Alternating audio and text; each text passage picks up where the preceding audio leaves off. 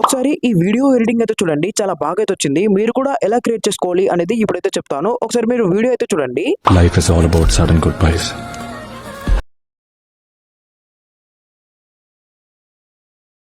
దాచుకునే దంగు తేలనిదా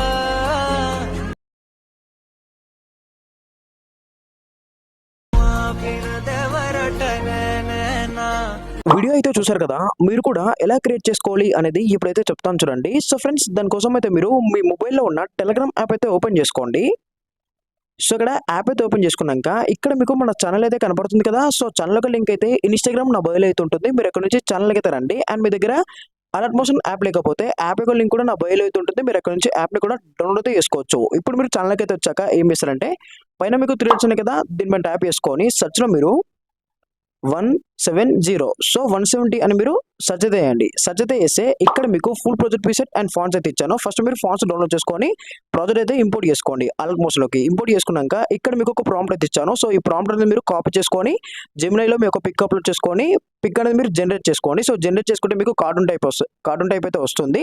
సో అవే పిక్స్ అయితే మనం యూజ్ చేసుకోవచ్చు ఎడిటింగ్కి. సో మీరైతే చేసుకోండి. ఇక్కడ కాపీ చేసుకొని పేజ్ అయితే చేసుకొని ఎడిట్ చేసుకోండి. సో జెమినైలో అండ్ ఇక్కడ మీరు ప్రాజెక్ట్ అనేది ఇంపోర్ట్ చేసుకోండి అలర్ట్ మోషన్లోకి. ఇప్పుడు మనం ఇంపోర్ట్ చేద్దాం.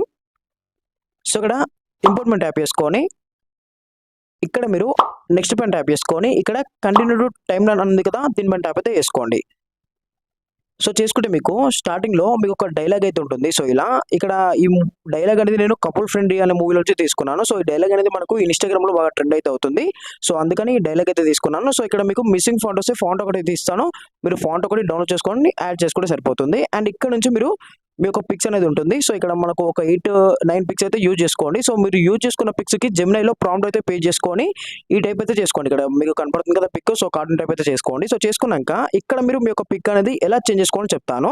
సో ఇక్కడ మీకు స్టార్టింగ్లో ఒక పిక్ అయితే ఉంది కదా, దీన్ని మనం ట్యాప్ చేసుకొని ఇక్కడ మీరు కాపీ లేయర్ చేసుకోండి. సో కాపీ లేయర్ చేసుకున్నాక పిక్ మీరు డిలీట్ చేసుకోండి. సో డిలీట్ చేసుకున్నాక ఇక్కడ మీరు ఒక పిక్ అనేది యాడ్ చేసుకోవాలి. ప్లస్ సెకండ్ మీడియా ఇక్కడ మనం ఒక పిక్ అయితే యాడ్ చేద్దాం. నేను ఆల్రెడీ ఇక్కడ జెమినై యూజ్ చేసి ప్రాంప్ట్ అయితే పే చేసి మంచిగా అయితే ఒక పిక్ అయితే జనరేట్ అయితే చేశాను. సో అదే పిక్ ఇక్కడ యాడ్ చేస్తాను.